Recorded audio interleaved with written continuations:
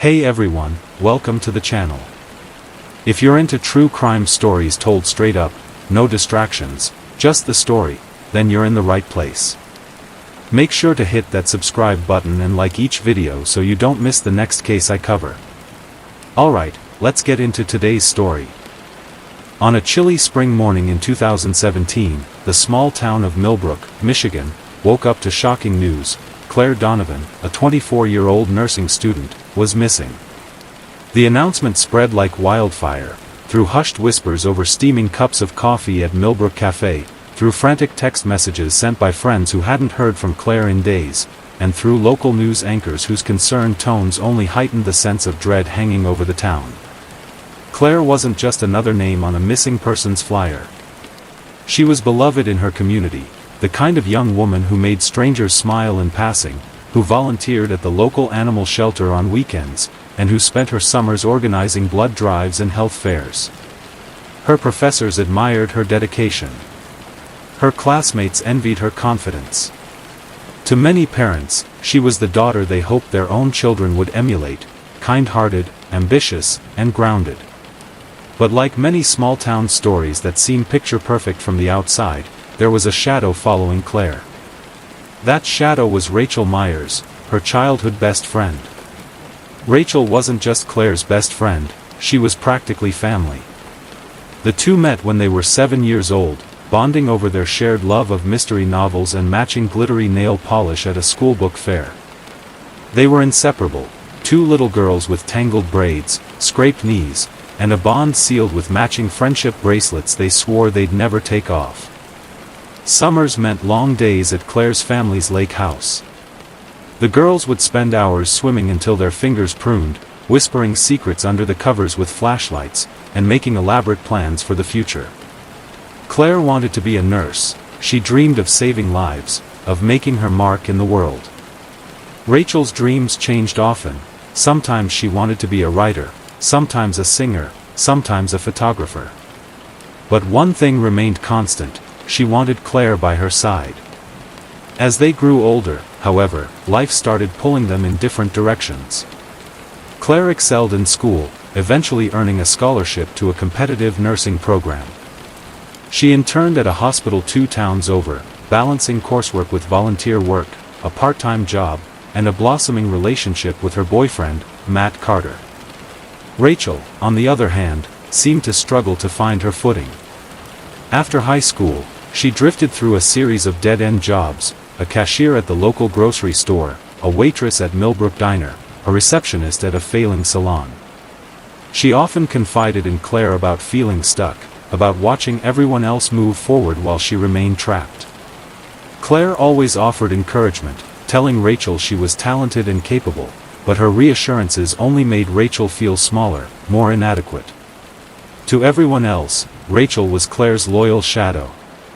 She was quiet, dependable, and always there, tagging along to birthday parties, family barbecues, and weekend trips. But if you looked closely, if you really studied her eyes during those moments when she thought no one was watching, you might have seen something else, a flicker of envy. That envy had been simmering for years. And in the spring of 2017, it would begin to boil over. For days before Claire's disappearance, neighbors in her apartment complex reported hearing raised voices outside her unit. It was late, around midnight, and the shouting was loud enough to wake the block. Several neighbors peeked out of their windows, and one even stepped outside to make sure everything was okay. What they saw were 2 young women standing in the glow of the parking lot's dim streetlights, their voices sharp, angry. One of them, described as tall and blonde, was clearly Claire. The other, with dark hair and an oversized hoodie, was later confirmed to be Rachel. Though no one could make out every word, witnesses recalled hearing fragments of the argument. "Sick of you treating me like. You don't understand. Just leave me alone." Moments later, Claire stormed back into her apartment, slamming the door behind her. Rachel lingered in the parking lot for a few minutes before walking away. The neighbors chalked it up to a personal disagreement between friends. After all, Claire and Rachel had known each other forever. Didn't all best friends fight from time to time? No one thought much of it then. But in hindsight, that argument was the last confirmed sighting of Claire before she vanished. When Claire's mother, Linda Donovan, couldn't get a hold of her daughter the following morning, she initially brushed it off. Claire was busy, between school, work, and her hospital internship. It wasn't unusual for her to miss a call or two. By the afternoon, however, her mother's worry grew. She texted Claire. No response. She called again. Straight to voicemail. Linda reached out to Matt, Claire's boyfriend of 2 years. He hadn't heard from her either. She called Rachel, who claimed she hadn't seen Claire since earlier in the week. By evening, panic had fully set in. Claire wasn't just unresponsive, she seemed to have disappeared entirely. Her car was still parked outside her apartment. Her keys and purse were missing, but her phone was still on the kitchen counter, tucked beside a half-empty mug of coffee. That night, Claire's family reported her missing. Within hours, Millbrook police launched their search. Officers canvassed the area, knocking on neighbors' doors, interviewing friends, and tracing Claire's last known movements. Flyers with her photo were taped to telephone poles, community bulletin boards, and storefront windows. Local news stations ran her story on the evening broadcast, her smiling face filling television screens across Michigan. But what really shook the town was the realization that Claire's disappearance wasn't the kind of random crime you'd expect in a big city. This was Millbrook, a town with fewer than 9,000 residents, where people left their doors unlocked and gossip traveled faster than the wind. In Millbrook, everyone knew everyone, or at least thought they did. The deeper investigators dug, the more puzzling the case became. There were no signs of forced entry into Claire's apartment. Her neighbors hadn't seen or heard anything unusual, aside from the argument with Rachel days earlier. Her boyfriend, Matt, was quickly ruled out. He'd been out of town visiting family, with receipts and multiple witnesses to prove it. Attention soon turned to Rachel. At first, Rachel was cooperative. She sat down with detectives, nervously fidgeting with her hoodie sleeves as she recounted the last time she'd seen Claire. She admitted they'd argued but claimed it was nothing serious, just typical friend drama. According to Rachel, Claire had been stressed out from her internship and snapping at everyone. Rachel insisted she had nothing to do with her friend's disappearance. But as investigators pressed her for details, cracks in her story began to show. Her timeline was vague, her answers inconsistent. When detectives asked what the argument had been about, she hesitated before mumbling something about relationship drama and school stress. When asked where she went after leaving Claire's apartment, she claimed she'd walked home, but couldn't remember if she'd taken the shortcut through the park or the main road. Rachel's nervousness wasn't unusual. Plenty of innocent people get anxious under questioning. But to detectives, something about her demeanor felt off. As the search intensified, police began retracing Claire's last known movements. Security footage from a gas station near her apartment showed her car pulling into the lot around 7:15 p.m. the evening before she went missing. She filled her tank, bought a bottle of water, and drove off. Nothing about the footage seemed suspicious. Her phone records revealed that her last text message had been sent at 10:02 p.m. that night, to Matt, "Good luck with your interview tomorrow. You'll do amazing." After that, there was nothing, no calls, no texts, no social media activity. It was as if she'd vanished into thin air. For Millbrook residents, Claire's disappearance was like a crack in the foundation of their tight-knit community. Suddenly, every face seemed suspicious, every shadow menacing. Parents clutched their children's hands a little tighter. People who had never locked their doors started double-checking their deadbolts at night. The Donovans, desperate for answers, offered a $10,000 reward for any information leading to Claire's whereabouts.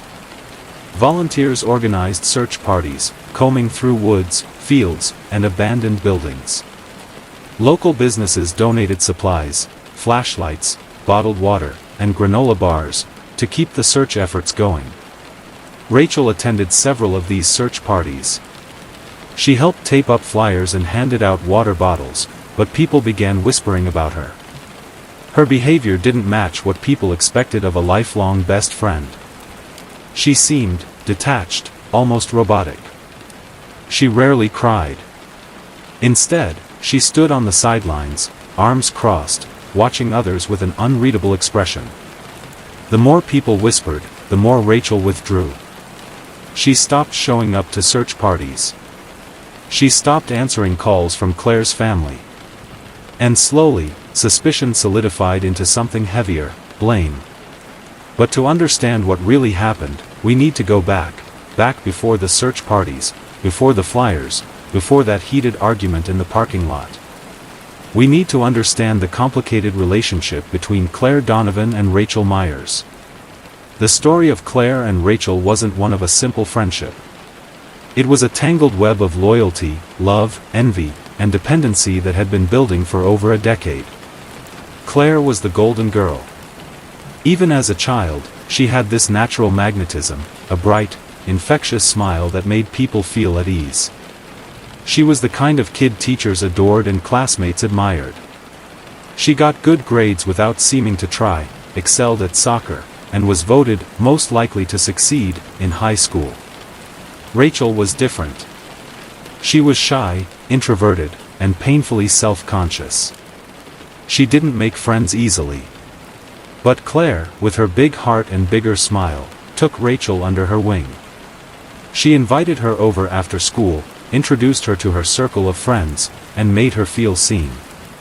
To Rachel, Claire wasn't just a best friend, she was a lifeline. Their friendship deepened in high school. While other girls drifted apart over boys, sports, and social cliques, Claire and Rachel remained inseparable.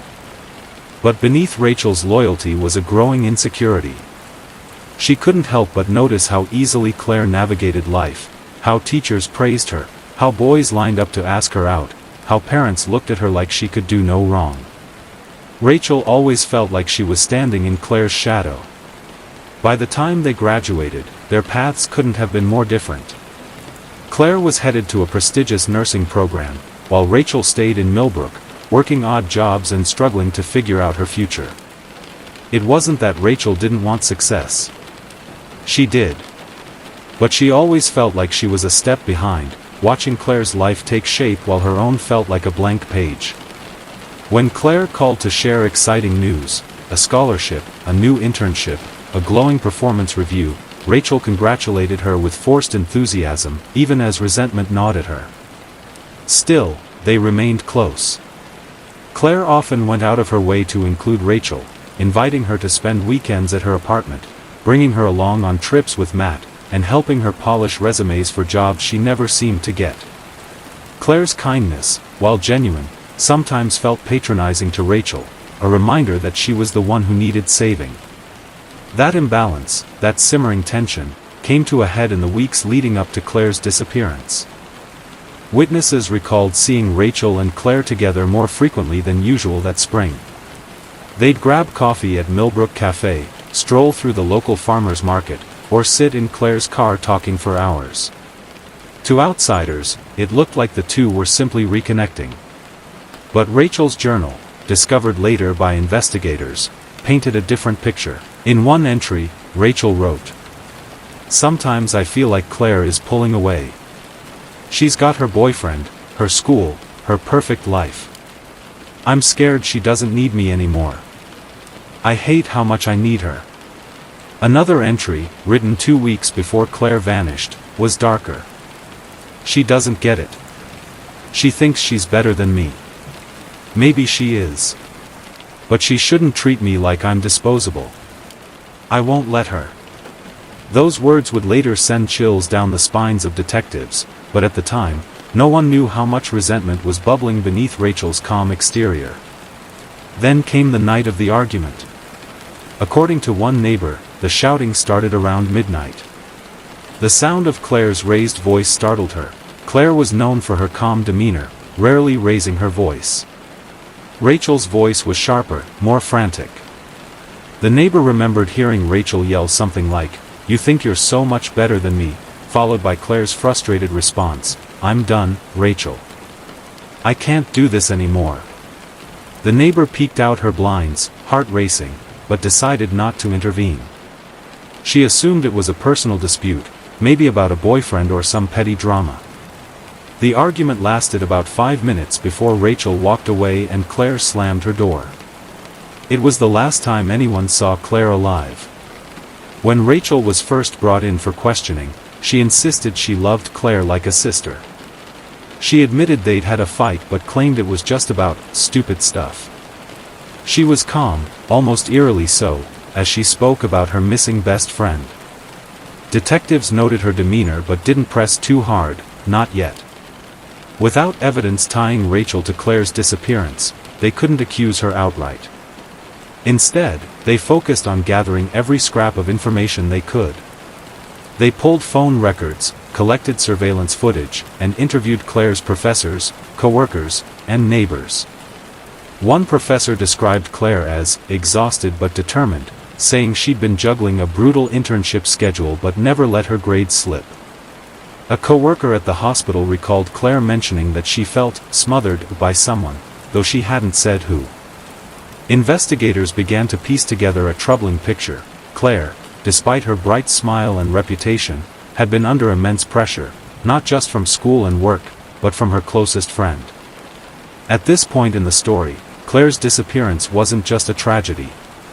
It was a mystery, one with layers of history, resentment, and obsession. And while search parties combed through Millbrook's forests and streams, while volunteers plastered her face on every telephone pole in town, one question haunted everyone who knew Claire Donovan. What really happened to her that night? On April 12, Claire Donovan failed to show up for her nursing exam. At first, her classmates assumed she was running late. Claire was known for being punctual, but everyone has off days. Maybe she overslept, maybe she wasn't feeling well. But as the minutes ticked by, whispers began to ripple through the lecture hall. Claire wasn't just late, she wasn't coming. Her boyfriend, Tyler Matthews, immediately sensed something was wrong. Tyler was a third-year engineering student who had been dating Claire for over 2 years. He described her as reliable to a fault, the kind of person who sets 3 alarms just to make sure she's on time, he would later tell police. When Claire didn't text him back that morning, Tyler started calling. At first, it went to voicemail. Then, her phone stopped ringing altogether, sending him straight to her inbox. A tight knot of dread formed in his chest. He skipped his own classes and drove straight to her apartment, a small, second-story unit on the quiet edge of Millbrook. When he arrived, Claire's car was parked exactly where she'd left it the night before. Her front door was unlocked, a detail that immediately unsettled him. Claire was careful, almost overly cautious about safety. She always locked her doors, even during the day. Stepping inside, Tyler felt his stomach drop.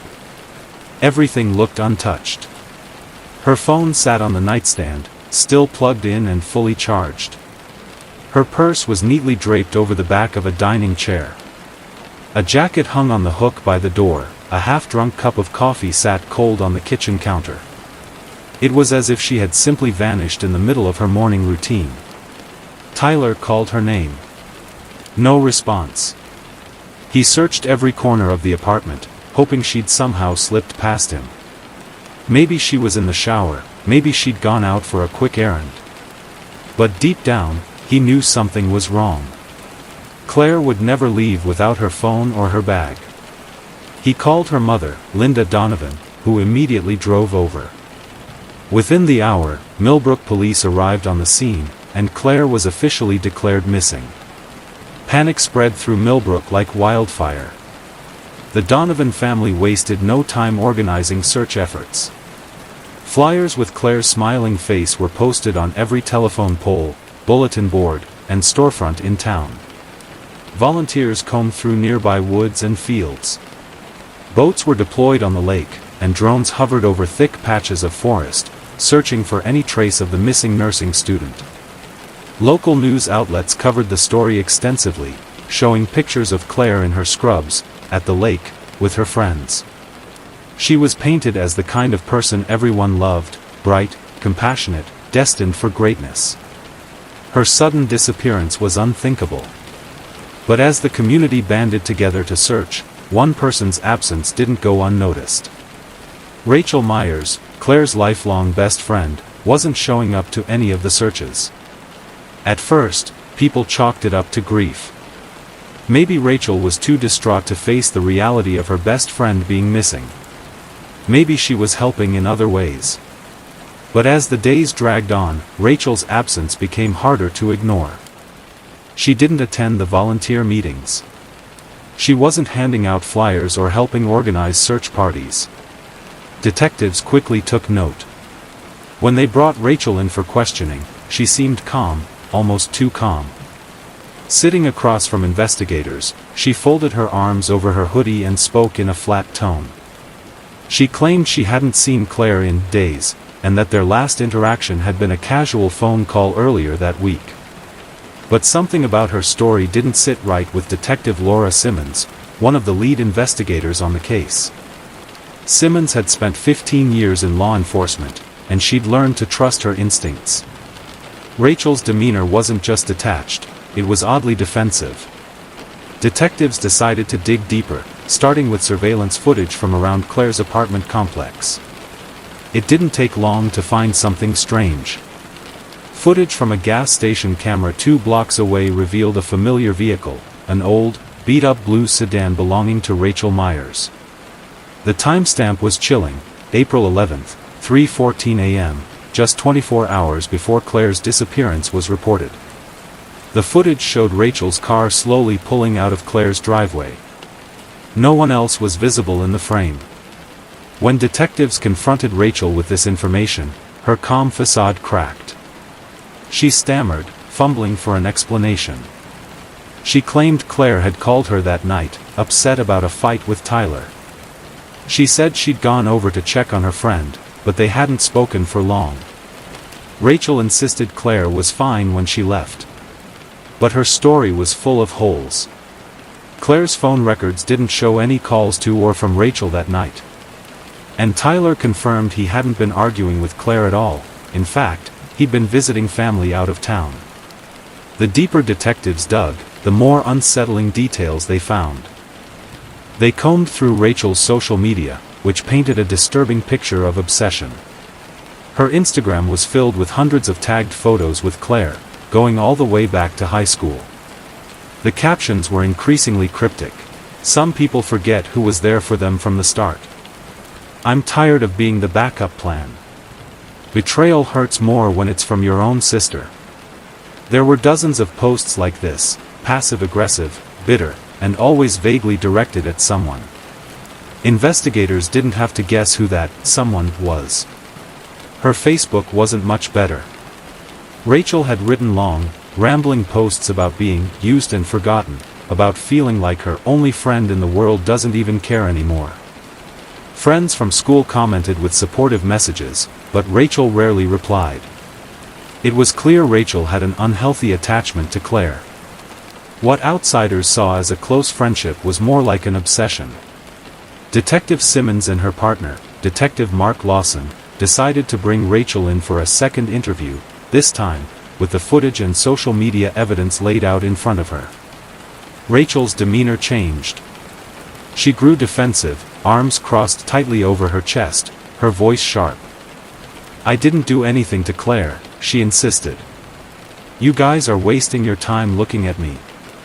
Maybe she ran away, or something happened with Tyler. You're not even looking at him. But they had looked at Tyler. His alibi was airtight. He'd been hours away, staying at his parents' house for the weekend. He even had traffic camera footage placing his car 2 counties over. Detectives pressed harder, pointing out Rachel's inconsistencies. Why had she lied about the timing of her visit to Claire's apartment? Why hadn't she told them she was there at 3:14 a.m.? And why was she so evasive about what they'd talked about? Rachel broke down. Tears welled up in her eyes, and she finally admitted they'd had a fight. She was pulling away from me, Rachel said, her voice cracking. She was so busy with school and Tyler, and she didn't have time for me anymore. I just... I felt like I was losing her.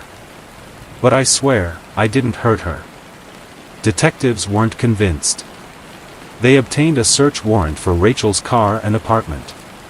What they found would send shockwaves through the investigation. Inside Rachel's sedan, investigators noticed faint reddish-brown stains on the driver's side door.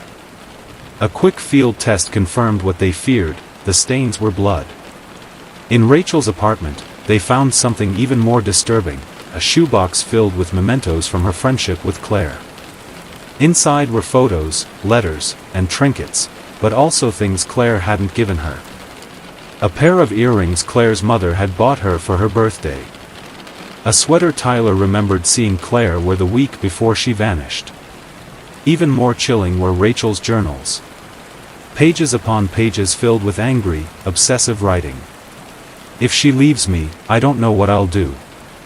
She promised me forever, but she's already gone.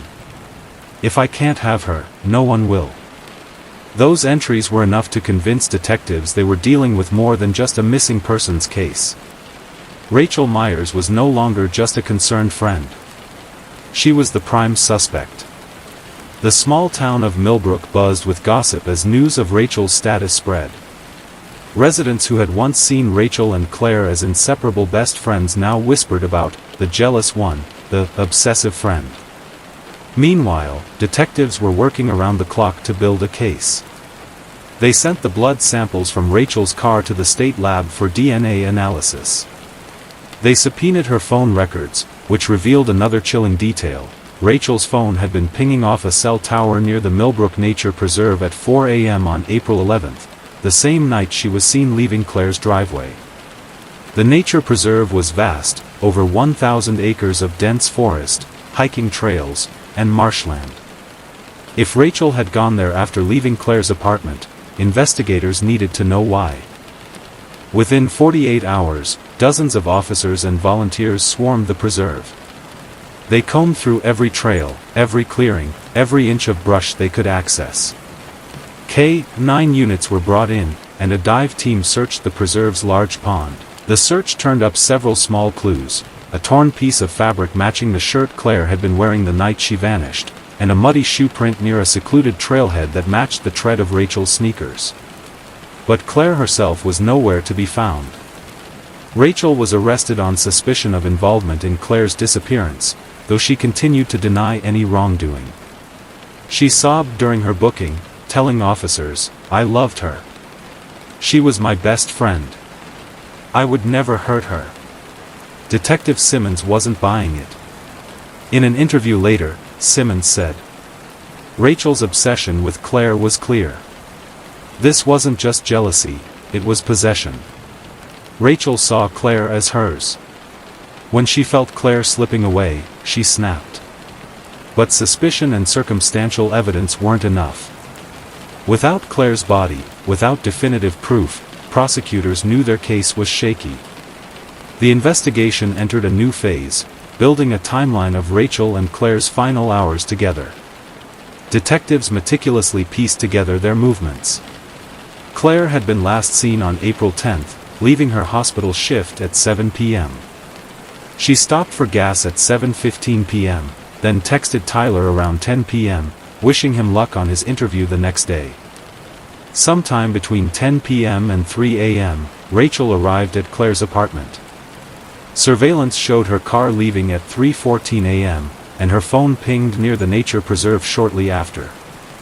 That narrow window of time was crucial.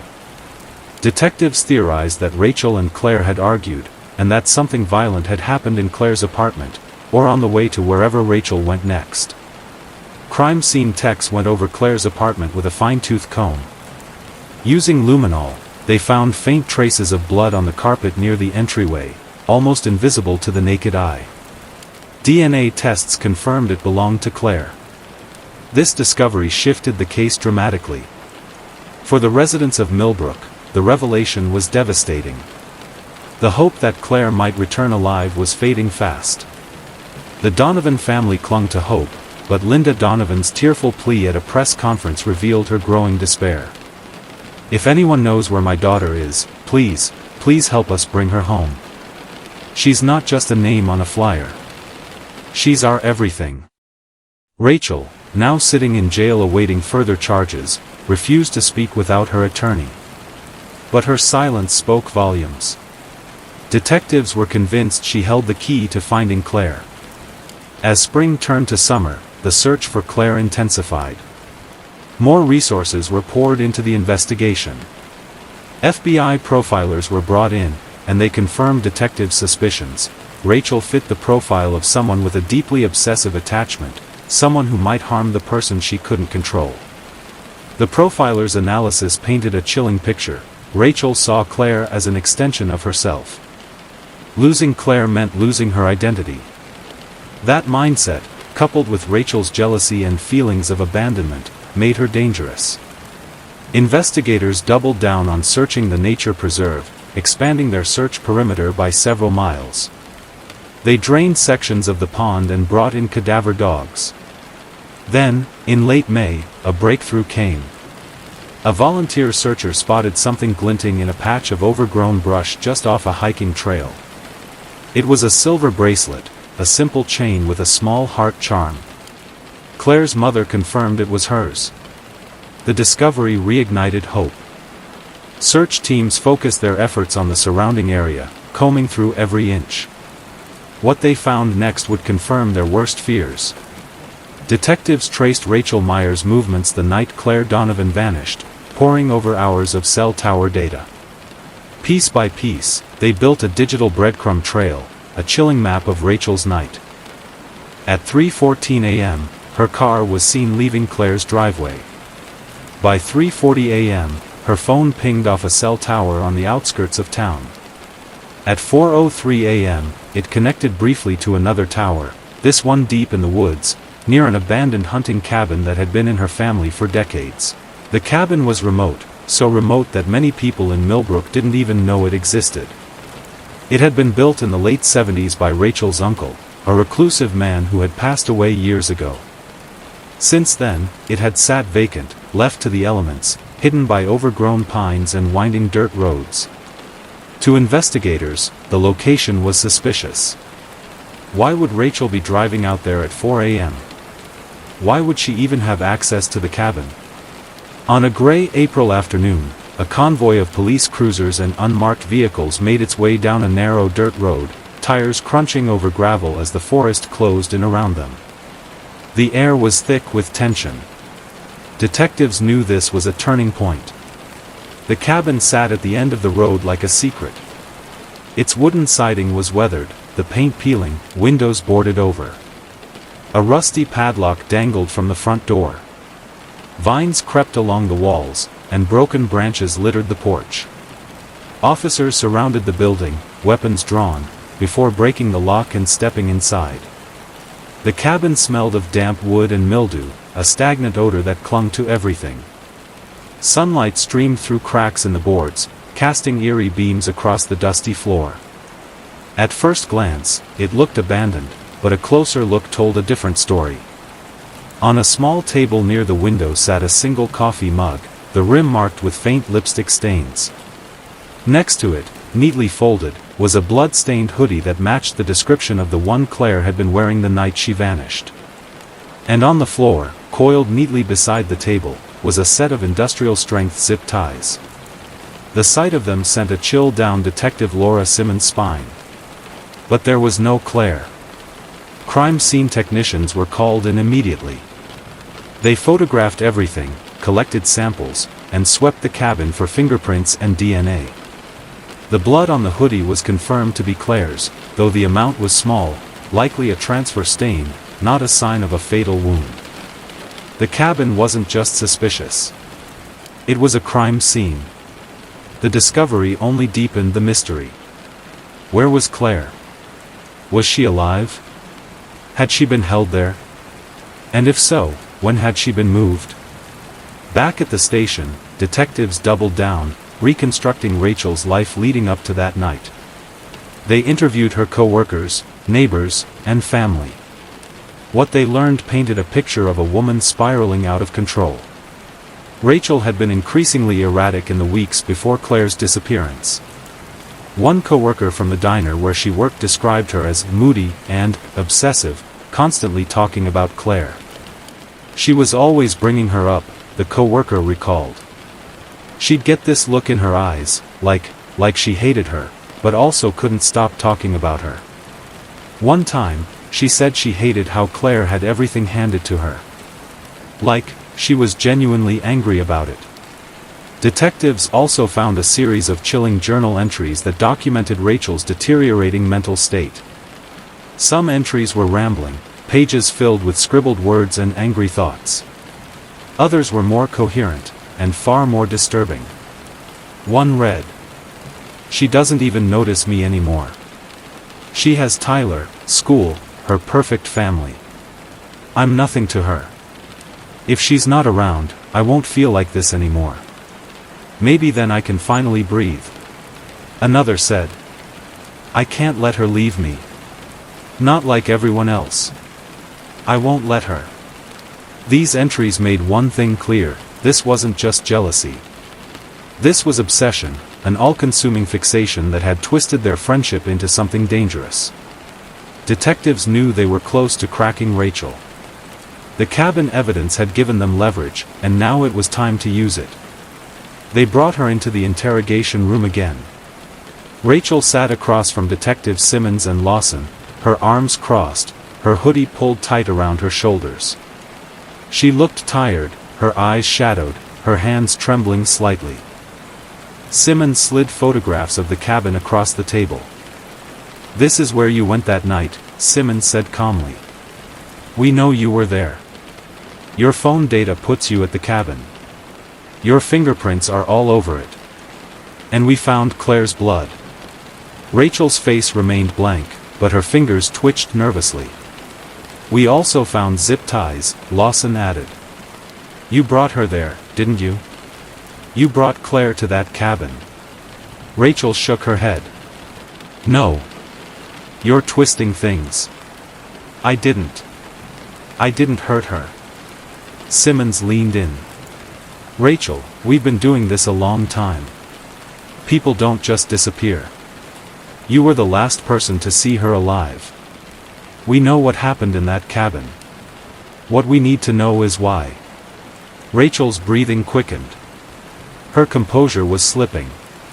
For nearly 2 hours, detectives pressed her. They showed her photos of the evidence, the hoodie, the mug, the zip ties. They read excerpts from her journal aloud, letting her own words hang heavy in the air. Rachel's defenses crumbled. She started crying, loud, racking sobs that filled the interrogation room. "I didn't mean for it to happen," she whispered through tears. "It wasn't supposed to be like this." Simmons gently slid a box of tissues across the table. "Then tell us what happened, Rachel. Help us find her." There was a long pause. Rachel's breathing slowed. She wiped her eyes with the sleeve of her hoodie, her face pale and streaked with tears. "Fine," she whispered. "I'll tell you where she is." The room went silent. Simmons and Lawson exchanged a brief glance, both recognizing the gravity of what they'd just heard. Rachel leaned forward, her voice trembling. She's in the quarry," she said softly. "I left her there. I didn't know what else to do." Detectives wasted no time. Within minutes, a search team was dispatched to the old Millbrook Quarry, an abandoned site on the edge of town. The quarry had been closed for years, its deep pit filled with murky water and surrounded by thick woods. It was a place teenagers sometimes dared each other to visit at night, but otherwise, it had been largely forgotten. Rachel led them there in the back of a squad car, her hands cuffed, her face pale and expressionless.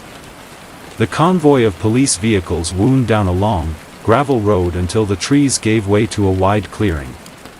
The quarry loomed ahead, its sheer rock walls casting dark shadows over the water below. Officers fanned out with flashlights and search dogs, scanning the overgrown area around the perimeter. The only sounds were the crunch of boots on gravel and the distant calls of birds. Then, about 50 yards from the water's edge, one of the search dogs alerted. In a shallow depression, partially covered with branches and leaves, they found her. Claire Donovan's body was wrapped in a blanket, her face pale and serene in death. She had been gone for weeks, but the cool spring weather had slowed decomposition. Detectives noted bruising on her wrists, consistent with being restrained, and a deep contusion on her head. The scene was silent, heavy with sorrow. Even the most seasoned officers felt the weight of the discovery. Claire wasn't just another victim. She was someone's daughter, someone's best friend, someone's everything. Detective Simmons knelt by the body, her jaw tight. "We've got her," she said softly. News of Claire's discovery shattered the town of Millbrook.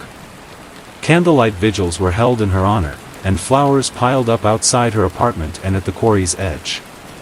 The Donovans were heartbroken, but they finally had closure. Rachel Myers was charged with first-degree murder, kidnapping, and evidence tampering. Her arrest sent shockwaves through the community. Many residents had grown up watching Rachel and Claire together. They were the girls with matching bracelets, the inseparable pair everyone admired. The thought that Rachel had killed Claire out of jealousy and obsession was almost too much to process.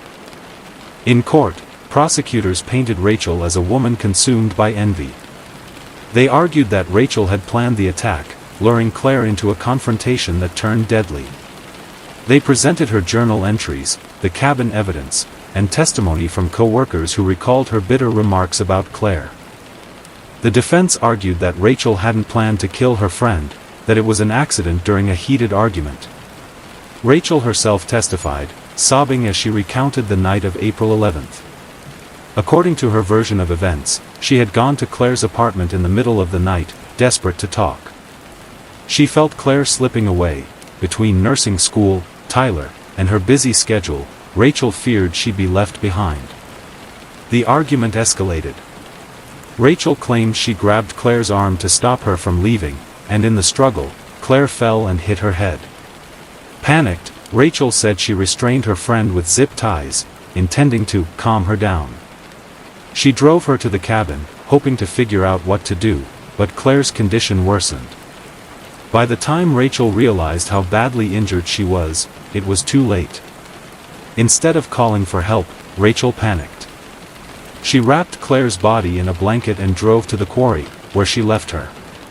The prosecution argued that Rachel's actions after the fact, hiding the body, cleaning the scene, lying to police, proved premeditation. Her chilling journal entries further solidified their case. The trial lasted 3 weeks. Every seat in the courtroom was filled each day, reporters scribbling notes while cameras rolled outside. When the verdict was read, the room was silent. Rachel Myers was found guilty on all counts. She was sentenced to life in prison without the possibility of parole. For Millbrook, the case left scars that would never fully heal. Claire Donovan was remembered as more than just a victim. Friends and family described her as a bright light, a young woman with a future full of promise. Her nursing classmates organized a scholarship in her name, ensuring that her dream of helping others would live on. Rachel's story, meanwhile, became a cautionary tale about obsession, envy, and the dark side of relationships that appear perfect from the outside. Detective Simmons reflected on the case in an interview years later. "What haunts me isn't just the crime itself, but how long Rachel had been struggling, and how no one realized how deep her obsession ran. Claire saw her as a sister. She never saw it coming." The image of those 2 little girls with matching bracelets haunted the town. One was gone forever, and the other would spend the rest of her life behind bars. In the end, the story of Claire and Rachel wasn't just about a murder. It was about love twisted into possession, friendship turned into fixation. And it was a stark reminder that sometimes, the people we trust the most are the ones capable of hurting us the deepest. Rachel Myers' confession painted a portrait of betrayal so chilling that even the most seasoned detectives struggled to shake it. For weeks, investigators had pieced together fragments of evidence, cell tower data, bloody clothing, cryptic journal entries, but nothing prepared them for Rachel's own words. In the sterile interrogation room, with a single camera recording her every movement, Rachel recounted that April night in painstaking detail. She wasn't hysterical or rambling. Her tone was almost calm, detached, as if she were reliving a memory she'd rehearsed 1,000 times in her mind. It began, Rachel said, like any other night between best friends. She texted Claire, suggesting a girls' night, something they hadn't done in a while. She showed up at Claire's apartment with a bottle of red wine, a bag of chips, and a few old DVDs they used to watch in high school. Claire greeted her with a warm smile. Despite the tension that had been building between them in recent weeks, Claire had no reason to suspect anything was wrong. They poured glasses of wine, curled up on the couch, and reminisced about their teenage years, their late-night swims at the lake house, the inside jokes only they understood, the endless plans they'd once made for the future. Rachel admitted she'd been smiling and laughing on the outside. But inside, her emotions churned like a storm. Watching Claire laugh so freely, seeing her happy and confident, only deepened the dark pit of resentment that had been festering for years. She didn't even notice, Rachel said quietly. She didn't notice that I was angry. She didn't notice that I was hurting. She never did.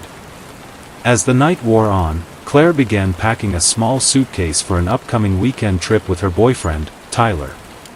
Rachel offered to help, folding clothes and chatting casually. But every mention of Tyler's name, every glimpse of Claire's perfectly planned life, was like gasoline on a fire. Rachel's thoughts spiraled. In her mind, Claire was slipping away. Soon, she would be gone for good, leaving Rachel behind to drown in her loneliness. While Claire went to grab another glass from the kitchen, Rachel made her move. She reached for a heavy candlestick sitting on the side table, a decorative piece Claire had bought at a local boutique. When Claire returned, Rachel swung it with all her strength, striking her friend on the back of the head. The sound of the blow, Rachel said, was sickening. Claire collapsed instantly, her body crumpling to the floor. "I didn't even think," Rachel whispered, her hands trembling as she spoke. "It just happened." Rachel worked quickly, almost mechanically. She tied Claire's wrists and ankles with zip ties she'd brought in her bag, gagged her with a scarf, and dragged her unconscious friend to the car. She laid Claire across the back seat, covering her with a blanket. Then, under the cover of darkness, she drove out of town. The narrow road to the cabin was one Rachel knew well from childhood trips with her uncle. The cabin had always been a safe haven for her, a place where she could escape the world. That night, it became a prison. Rachel recounted arriving at the cabin and carrying Claire inside, laying her on the dusty wooden floor. She lit a lantern and sat across from her, staring at her unconscious friend for what felt like hours. When Claire eventually stirred, confusion and fear filled her eyes. She struggled against the restraints, muffled cries escaping through the gag. Rachel said she tried to calm her down, insisting she just wanted to talk. But what followed wasn't a conversation. It was an interrogation. Rachel ranted about feeling invisible, about always being the shadow, while Claire was the star. She accused Claire of abandoning her, of choosing Tyler and nursing school over their lifelong friendship. "She looked at me like I was a stranger," Rachel said softly, tears streaming down her face. "Like she didn't even recognize me anymore. That hurt more than anything." Rachel claimed she planned to let Claire go once she felt heard, once Claire understood the pain she'd caused. But fear had taken over Claire. She continued to fight, twisting against her restraints, desperately trying to free herself. At one point, she managed to loosen the gag and scream for help. That scream, Rachel said, snapped something inside her. She wouldn't listen, Rachel said through sobs. She just kept screaming. "I panicked. I thought if she screamed, someone would find us, and then I'd lose her forever." In a fit of rage and fear, Rachel wrapped her hands around Claire's throat. The struggle was brief but brutal. Rachel strangled Claire as tears streamed down her face, repeating, I'm sorry," over and over. When it was over, Claire lay still, her wide eyes staring up at the cabin ceiling. Rachel collapsed beside her, shaking and sobbing. After the murder, Rachel said she felt numb. She sat with Claire's body for hours, unable to comprehend what she'd done. "I thought she'd wake up," Rachel whispered. "I thought maybe she wasn't really gone. But she was." As dawn approached, Rachel made a decision. She dragged Claire's lifeless body outside and dug a shallow grave behind the cabin. Using branches and leaves, she covered the disturbed earth, hoping it would blend into the forest floor. She then returned to Claire's apartment, cleaned up the blood, and staged the scene to make it look like Claire had left in a hurry. She left Claire's phone on the nightstand, her purse on the chair, and locked the door behind her. From that moment on, Rachel carried the weight of her crime like a ghost. She went to work, posted on social media, even pretended to help with the search. But deep down, she knew the truth would eventually come out. Detectives sat in stunned silence as Rachel's confession came to an end. "It wasn't supposed to happen like that," she whispered, her voice barely audible. "I just wanted her to see me. I just wanted her to love me like I loved her." To Detective Simmons, Rachel's words were chilling, not because of the violence, but because of the twisted logic behind them. Rachel didn't see herself as a killer. She saw herself as a victim. The case shook Millbrook to its core. News of Rachel's confession spread quickly, dominating headlines and sparking heated conversations across the country. How could a friendship so seemingly perfect end in murder? How had no one seen the warning signs? Reporters dug into Rachel's life, uncovering a history of insecurity and abandonment. Her father had left when she was a child. She'd struggled in school, never quite fitting in. Claire had been her anchor, her one constant. Over time, that dependence turned toxic. Psychologists who analyzed the case described Rachel's behavior as a textbook example of pathological attachment. She saw Claire not as a separate person but as an extension of herself. When Claire's independence threatened that bond, Rachel's fear of abandonment morphed into rage. Rachel didn't just lose a friend, one expert explained. She lost her identity. And that loss triggered violence. In the months that followed, Millbrook tried to heal. Claire's funeral drew hundreds of mourners, many of them wearing purple ribbons in her memory.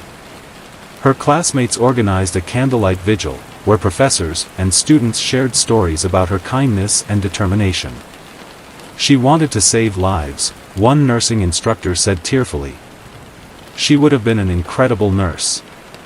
She already was. The Donovan family established the Claire Donovan Foundation, dedicated to supporting victims of domestic and interpersonal violence.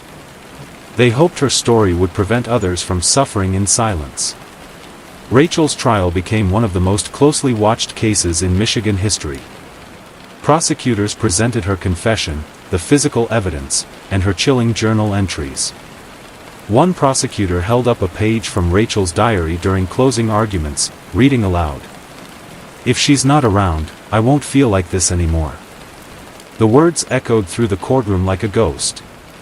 Rachel's defense team argued that the killing wasn't premeditated, that Rachel had snapped during a moment of emotional turmoil. But the evidence told a different story. The zip ties, the remote location of the cabin, and Rachel's actions afterward painted a picture of careful planning. After just 5 hours of deliberation, the jury returned a verdict, guilty on all counts. Rachel Myers was sentenced to life in prison without the possibility of parole. The sentencing hearing was emotional. Claire's mother, Linda, stood before the judge, clutching a photo of her daughter. "Claire saw the good in everyone," she said, her voice trembling. She believed Rachel was her sister. She trusted her. And that trust cost her life. Rachel sobbed quietly as Linda spoke, her face buried in her hands. Tyler, Claire's boyfriend, addressed the court next. His voice was steady but filled with grief. "I lost the love of my life," he said. "And for what? Jealousy? Obsession? "I'll never understand how someone could hurt Claire. She deserved the world." Even after the trial, the case haunted Millbrook. The cabin where Claire's life ended was torn down, but locals said the area felt heavy for years afterward. Parents became more cautious, friendships were viewed through a lens of suspicion, and the once quiet town found itself forever tied to a tragedy that captivated the nation. Documentaries, podcasts, and news specials dissected the case, often focusing on Rachel's psyche. Was she a monster? A victim of her own mental illness? Or both? For Detective Simmons, who had worked the case from day one, the answer was clear. Rachel made a choice, Simmons said in a later interview. She planned this. She thought about it. And then she executed it. That's not a momentary lapse. That's murder. Years later, Claire's story continues to resonate. Her foundation has raised thousands of dollars for mental health awareness and violence prevention. Her family speaks at schools and universities, urging students to recognize the warning signs of toxic relationships, not just romantic ones, but friendships too. Rachel remains in a maximum security prison, serving her life sentence. Former cellmates describe her as quiet, withdrawn, and deeply remorseful. She rarely speaks to anyone, spending most of her time writing letters she never sends. Some speculate she writes to Claire. The image of those two girls with matching bracelets lingers in the minds of those who followed the case.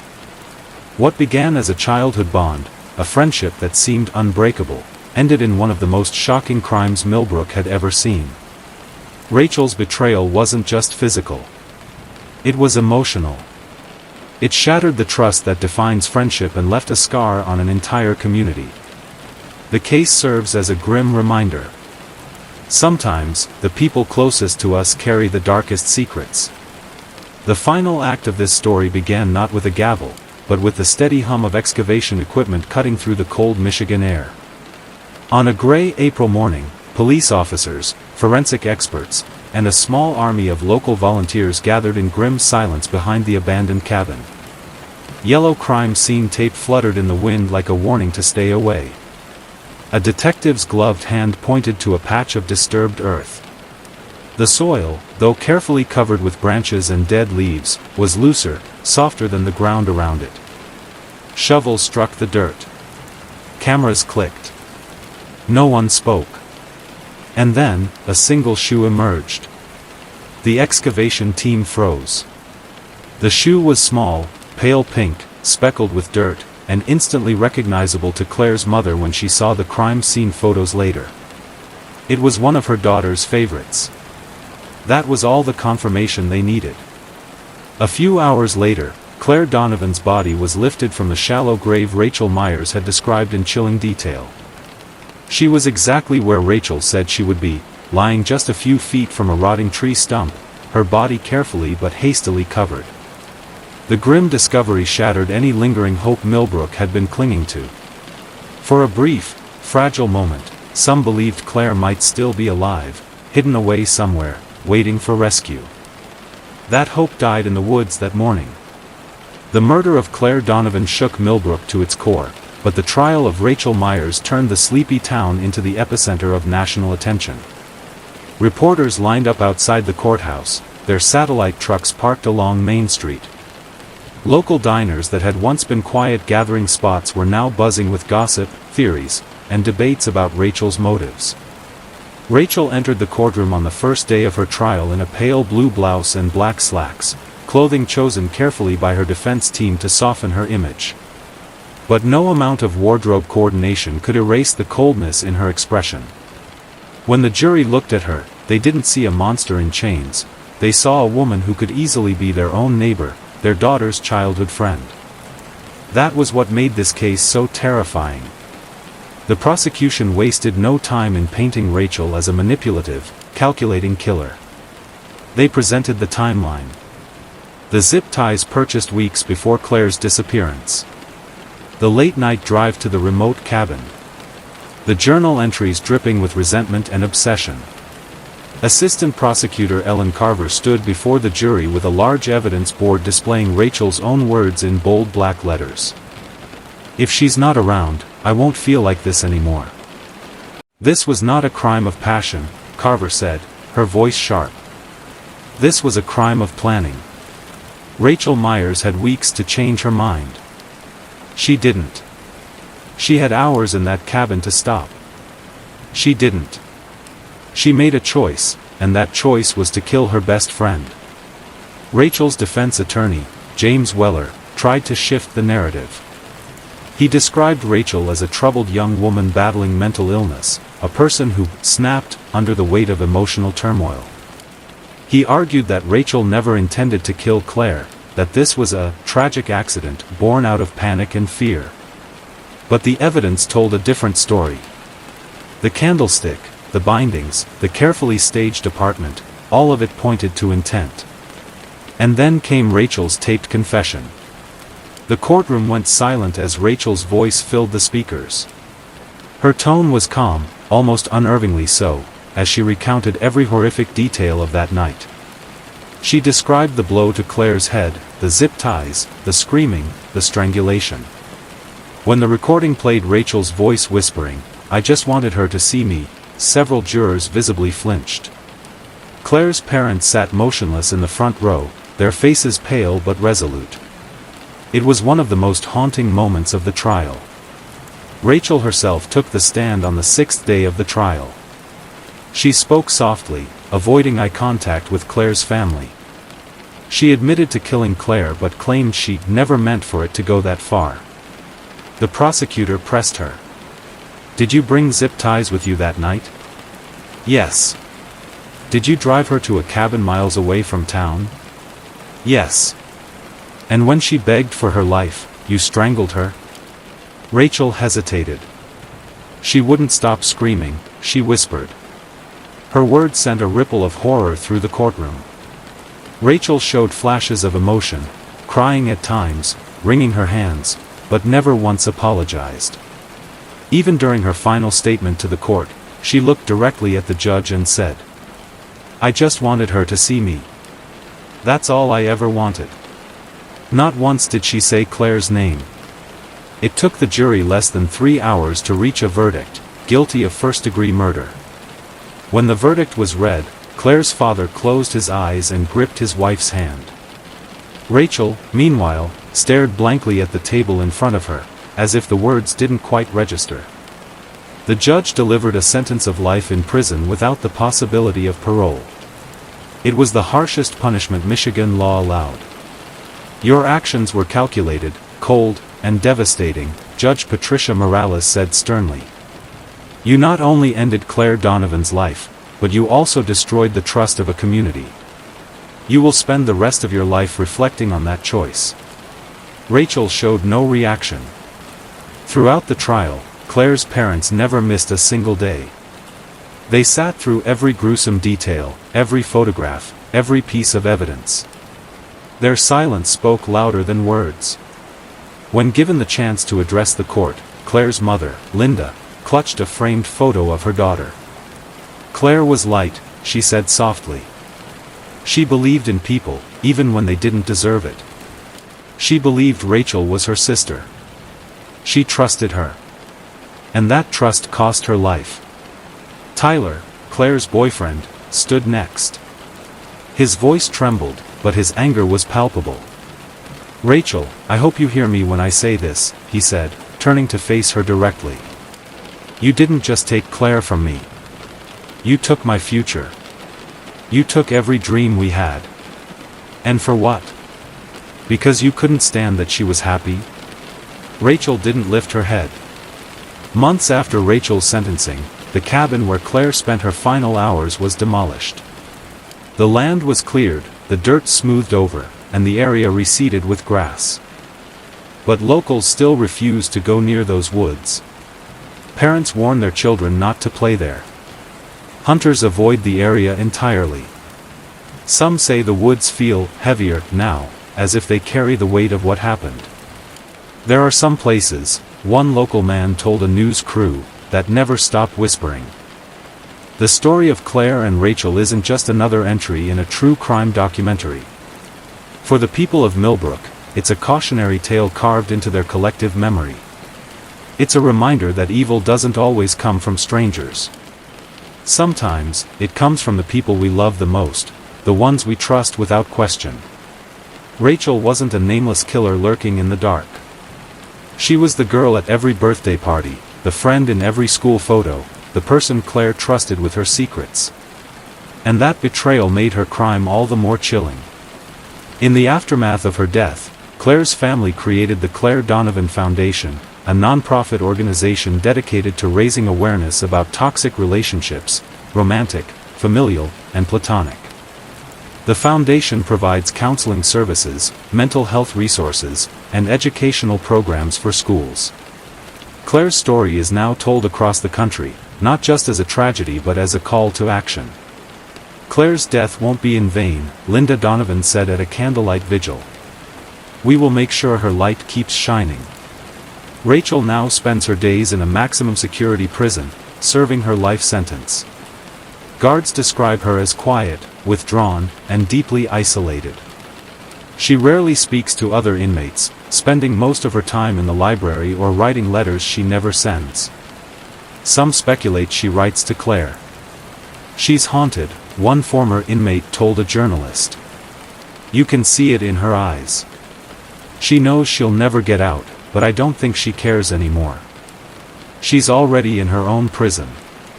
Years later, people still talk about Claire and Rachel. True crime podcasts analyze every detail. Documentaries dissect Rachel's psyche. Social media users post old photos of the two girls, wondering aloud how such a perfect friendship turned deadly. But for those who lived through it, this isn't just a story. It's a scar. When Millbrook residents drive past the now empty field where the cabin once stood, they remember the headlines, the police tape, and the heartbreak. Parents use Claire's story as a warning to their children: trust is precious, and sometimes dangerous. Claire's name lives on through her foundation, through the nurses she inspired, and through the community that refuses to forget her.